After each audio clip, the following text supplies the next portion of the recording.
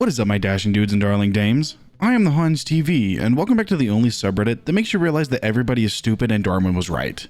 It's r/StoriesAboutKevin. Our first post for today comes from Fred's Red. Kavina goes camping. This is about a Kavina I know. I have many stories about her, but this one is probably the funniest. She's in her early 30s and her boyfriend, who we'll call Carl, is a few years younger than her. Kavina has always had the attitude that because she's older than her boyfriend, and me by 3 years, that she's wiser and smarter because she's had more life experience. But I've never seen anyone fail at doing human tasks more than her. Camping being one of them. Her boyfriend is an experienced camper and hiker, but Kavina, on the other hand, is not. The closest thing to camping she'd ever done was have a sleepover in her backyard as a kid. So when she mentioned that she was going camping, I knew that that was a bad idea. She wasn't planning on going with Carl though. She decided to go on her own to prove that she could do it. I knew that convincing her otherwise was like banging my head against a brick wall, so I didn't say anything. She needed to make her own mistakes in order to learn. I heard about her failure a few days later. She decided to go camping at a campground an hour away from where we live. The area had 2 hiking trails. One for beginners and one for experienced hikers that led up to the mountains. There's a car park at the start of the trail along with a lodge and public toilet. Guess which trail Kavina chose? The experienced trail. She brought with her a sleeping bag, a few packets of 2-minute noodles, and her phone that she was going to use as a flashlight. When I asked her about this later, she told me, "I brought my phone charger with me, so I didn't think there would be a problem." A phone charger, but no power bank or any other way to charge it. Needless to say, her phone went flat quickly. She didn't own any joggers or hiking boots. She only had flat slip-on shoes, which aren't suited for hiking. Kavina didn't think about the change in humidity when hiking up a mountain, which meant that even though it was spring, at nighttime it would feel like winter. She didn't bring matches or a lighter or even a bottle of water. So I have no idea how she thought she was going to cook 2-minute noodles with no water, no saucepan, or any way to light a fire. And she didn't bring toilet paper. She'd hiked for 45 minutes up the mountain wearing a t-shirt, jeans, and thin, flat slip-on shoes that ended up with holes in the heels by the time she got to where she set up camp. And then came nightfall. The change in humidity from the high altitude made it cold and damp. Her phone was so flat, so she had no way of seeing where she was going if she decided to hike back down the mountain. She only had a sleeping bag that wasn't waterproof and the jeans and t-shirt she was wearing. By the time morning came, she was cold, wet, tired, sore, dehydrated, and hungry. But did she admit that this was a bad idea? Of course not. It was everyone else's fault, not hers. It was Carl's fault for not coming with her, even though he didn't know she was going camping. It was Google's fault for not giving her the information she needed. I wanted to say that she learned her lesson, but unfortunately she didn't. A Kavina never learns. What I don't understand is how she didn't even bring any water with her. Like literally one of the first things you are taught, or even look up on the internet, it says, bring water. You will dehydrate without it. And then that sounds like a very entitled nature. Oh, it was everyone else's fault. It wasn't mine. No, it was your fault. You're an idiot. This next post comes from Yowsy Phoenix. Kavina versus basic internet safety. Yet another example of my housemate's bewildering attitude towards life. The good news is I'll be moving soon, so I won't be nearest Kavina Wrangler anymore. The bad news is that she's also moving, a process no Kavina can be trusted to undertake alone. We have a deadline to be out of our current house share by October, and whilst Kavina has been looking for her own place, she is still Kavina, so that has been less than fruitful thus far. Readers of my previous posts on our Dear Kavina will see me quote, "Help, I've tried nothing and nothing's working." Well, property hunting is the latest victim of that mindset. Her previous Kavina Wranglers, let's call them Fred and Wilma, have kindly offered their couch if she hasn't found a place by October, so she won't be out on the street. You and I would see that as a last resort. Plan B, safety net. Kavina has deduced that taking up this offer would be easier than trying, and so has managed to talk herself into taking that instead of continuing to look for her own place. You know, like somewhere with an actual bed. Anyway, this post isn't about that particular stupid decision. It's about another act altogether, for which the context of us moving out was important to establish. A few weeks ago, Kavina was playing an online game, I can't remember which one, and met some other players in game who she got quite friendly with. They exchanged Discord tags and have played together frequently since, while in a group call.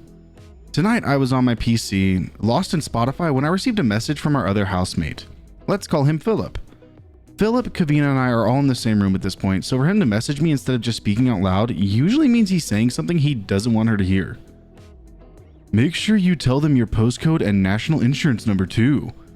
I had no idea what he was talking about, but I knew it was likely in response to something he'd overheard her saying to her new gaming friends. And oh boy, was I right. I removed one of my earphones and heard the following. Yeah, I'm gonna be moving to Bedrock in October. Already I'm annoyed by the fact that she's opting for their couch as plan A, and not even bothering to look for a place anymore. Having already agreed how bad an idea that is. What? You don't know where this town is? It's kind of near oh, hold on. Let me just show you on Google Maps. In disbelief, I look over to her screen and sure enough, she's typing in Fred and Wilma's address. This is the moment I realize she's screen sharing with a group call. So everything she's doing is fully visible to these relative strangers. She offers them a handy overview of whereabouts Bedrock is in the country, then zooms right in to show them the street. She then deadass goes into Street View and shows them the front of the sodding house.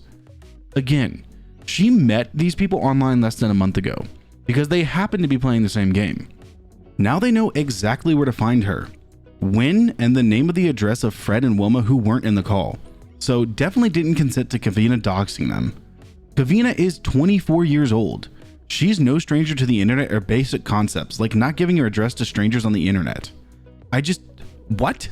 I despair. For the sake of my own mental health, I'm trying to take a step back from Kavina wrangling and just let her make her own mistakes, but her stupidity is truly dangerous. Not just to herself anymore, it seems. If it had been our current adject she was doxing, I'd have launched over there and unplugged her Ethernet cable from the router. She's not responsible enough to access the internet anymore. However, soon she will be at Fred and Wilma's problem, and they can deal with her fuckwittery. I just have to wait a little longer to relinquish damage control over to them. Just a little longer. Phoenix, if I were you, I would talk to Fred and Wilma and let them know that random people on the internet now know their address, and it's all because of Kavina. See if that's still her plan B after that. Our next post comes from Queen Elsa Arundel. Miscommunications. So I have this aunt who is against precautions regarding CV. She is very much anti-government, thinks the government is oppressive and don't do anything good for the people, thinks education is brainwashing and useless, thinks medical care is evil, not of God, and doctors know nothing. I wasn't sure why she was so insulted by me calling her an anarchist. After all, she doesn't want to follow any government rules. She also doesn't think society should have any rules. I found out while chatting with her through Messenger that she thinks I call her an antichrist. This was in text. There was no typo. There was no mishearing. She thought anarchist meant antichrist. I tried to explain to her what I meant by anarchist. That was anti-government and against society having rules. She is shamelessly anti-government. She didn't understand after I explained it. She accused me again, after I explained it, of calling her an antichrist. She started criticizing me for not reading the Bible. I don't believe in the Bible. I stated, I didn't call you an antichrist. I called you an anarchist. She replied, you did call me an antichrist. Everyone can see your comment on my post. I continued to try to explain what anarchist means. She started rambling about other things. My mom thinks maybe my aunt should go to university instead of wanting to tear the universities down. My question for you, OP, how the hell is this woman still alive? If she's against medicine, how does she live? How does she function? And I read your comment. You said she doesn't have any kids, and I thank the Lord for that. Keep her genes out of the bloodline. Our final post for today comes from Quarter Target. Kevin forgets how doors work and other stories from my uncle.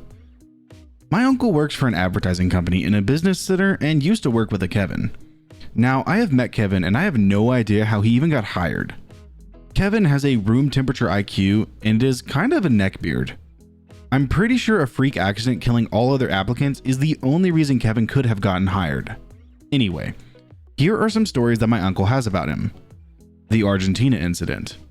Around Easter last year, my uncle's boss decided to have a work party in an Argentinian steakhouse. The boss asked if Kevin wanted to come and he agreed. On the day of the party, Kevin didn't show up, but no one really cared because Kevin had a habit of doing this.